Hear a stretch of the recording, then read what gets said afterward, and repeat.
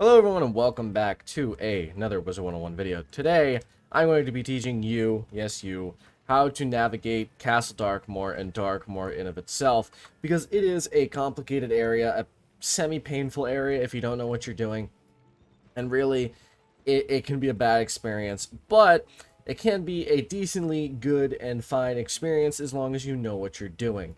So first things first, I'm going to leave a guide in the description of the video to Darkmoor in of itself, so you can look up the cheats. I'm not going to really go over these beginning areas all that much because a lot of it you only do once. You don't really farm. The only parts that you farm is potentially the second stage for the Shane Von Shane amulet and the last stage for the Malistaire gear in of itself. So if you want to know those cheats, go look those up. A lot of them is either no blade or no trap. Again, just look at the guide I'm leaving in the description, and you'll find what you want to do for the beginning. But I'm going to really teach you the graveyard portion, the end up to Malistaire, what you want to know, what there is to know. Obviously, you can still read the guide, look at what it is, but I'm going to be going over the most instrumental things to know. First things first, this is going to be significantly easier if you have decent stats. So please get gear with decent stats. I have many gear guides on my channel. If you want to, just go craft the level 56 crafted gear in Wintertusk. Trust me, it's going to be probably better than what you're using unless you have Waterworks or Hades gear. If you're using Bazaar gear or something, please go craft that gear. I see so many people in Darkmoor who have god-awful stats. And obviously, there's the argument, well, that's what they're coming to Darkmoor for, to get better gear. Yes, but you should be going in with a basis, a good, decent gear basis, right? I have never had a wizard who's done Darkmoor with less than 90 damage. Let me tell you that. So, if you aren't... You don't even need to have 90 damage. As long as you have above, say, 70, it's okay. And yes, that includes ice. I mean, ice, you're not going to be needing the damage as much anyway, but still having good stats is good, and it makes people around you when going in feel better. But this leads me to my second point. If you are one of those people who enters Darkmoor and doesn't see someone with above 100 stats and then leaves immediately, you are just a god-awful human. So stop doing that. Please, it's really annoying. I know that you may think the run takes a long time, but let me tell you, if the run looks like it's taking long, I would much rather you leave after the first boss or during the first boss than leave immediately before trying the first boss, because you never know. People might have done the dungeon 100 times and just don't have the gear yet, and so they go in, you know, basically they go in and you think that they're bad, but they're actually good. I've had that happen before. It happens. Now, if you are also a person like a Chase Firestone that my friend met the other day, and you just relentlessly bully the players with lower damage, don't be an idiot. You're stupid. You should feel bad about yourself. If someone has low damage, the reason why they're doing Darkmoor is to get good damage. If they're inexperienced at the game, it's because they haven't been playing it for long. Everyone was there at one point or another. Please stop looking at people like that. It really, really annoys me. Now, moving on to the actual cheats itself. I would recommend you, and I'd recommend everyone do this, have different decks, because the 3 bosses in Darkmoor all have vastly different cheats. So, it's really good to have different decks for each situation. First deck and first boss, Yevgeny. Now, Yevgeny has a cheat where if you put a blade up without... if you put a blade up at all, he'll stun you. Now, the best way to get around this is with the Conviction treasure card. You can see here, Conviction, it's somewhere in here. There it is, Conviction. 95% stun block. He literally most likely will not stun you. So please use that. It's very easy to find in the bazaar, and you just buy a ton of them, throw them in your deck, and there you go. That's how you get through the first boss really easily. Number 2, bring a shatter. So what I would recommend doing is having a a small deck with either blades or a hit. If you are a damaging school, you want to bring a hit so that you can actually kill the boss.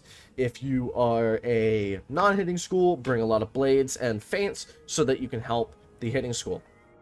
What I'd recommend doing is convictioning first round, and then from there also bring a shatter in your deck, because the boss will have a lot of shields on himself that you want to remove right before hitting. Make sure that the hitter goes last in the order, and then shatter before they hit. Trust me, it's just the easiest strategy. You can finish Yevgeny in probably 3 rounds if you want to. So there's that. That's the first boss. Next up is Shane Von Shane, and if I remember correctly, you can't trap him. Actually, let me go look that up real quick. All right, as I thought, you can trap, but you cannot feint. So do not put feints on Shane Von Shane. The main thing to know about him is that you want to hit him every round, and if you don't hit him every round, he will do a cheating spell. That's really annoying. I believe it's... let me see...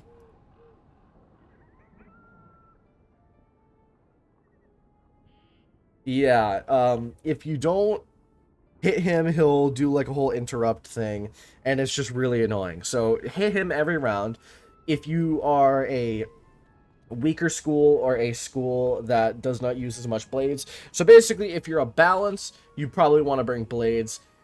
If you want to have a designated attack every round person, this fight is actually the easiest out of the 3 in my opinion. All you got to do is have someone attack every round. The other wizards blade one person who's the hitter, and then the person who's the hitter hits. Boom, Shane Von Shane's dead. If you're a storm, you want to put a convert on him, I believe, because I think he resists... Yeah, he resists storm. So you want to put a convert on him. There you go. That's a really easy way to beat him. Another thing you can do, and this is a strategy on Storm, is use the Steel Charm spell and take his supercharge. I personally don't use that strategy as much because it's not really necessary, but if you want to use it, go ahead.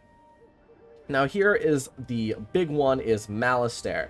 Malastare has a few major cheats you want to know about. First off, don't cast a Balance Blade, and don't cast a feint on him. Both things will trigger a cheat. You want to use normal blades, and you want to use normal traps if you can. Single damage to Malastare, he will put a black mantle on you, so it's probably better to use a hit all spell unless you don't, unless you're gonna kill him guaranteed. The important thing to keep track of is his cycle. So it's a 4-round cycle where the dragon that is there will remove all blades. So you want to keep track of the rounds in your head so that you know when he's going to remove the blades. The most important thing about this entire battle is that he revives himself. But it's important to note that if you use Doom and Gloom, specifically the treasure card of Doom and Gloom, he will revive himself with less health. This is really, really important because you do not want to fight Malastare full health a second time. So use Doom and Gloom before he is killed the first time, and then once he's revived, use Sanctuary or another ring around to remove the Doom and Gloom, and there you go. Really, that's all you want to know about Malastare as far as I can remember. Do keep in mind, this fight is difficult. You're going to have a bad time. It's kind of painful, but you can do it pretty efficiently as long as you have a good team and a team that knows what they're doing. So really, that's all I wanted to let you know, is the cheats, the etiquette of Darkmoor, what to know. Now, I want to bring up a few further things. One, if you were the hitter, please bring a normal spell and not rely on the shadow spell. I know that it's, especially as a storm, it's like, oh, I want to use glow bugs because I just got it. Don't. Waiting for a shadow pip can completely kill a run. So don't do that. I would recommend, for a boss deck, is bringing one shadow spell that hits all. so that if you get the Shadow Pip, boom, you can use it. And a hit all spell without a Shadow Pip. This is really important because then if you don't get one, it's okay. You can still attack, right? That's important to know. I've really mentioned don't leave runs unless they like if the first fight takes 20 minutes, then you can leave a run. If you first enter the run and look around and see players that you don't want to go with and then leave, that's you who's the problem, right? So keep that in mind. That's really all you need to know about Darkmoor as far as I know. I don't really think there's anything else to add as far as I can think of. Yeah, I think that's it. So if you have any additional input or recommendations or questions, I just realized, why is that the snowman loading screen? It's August. No, it's July. What the heck?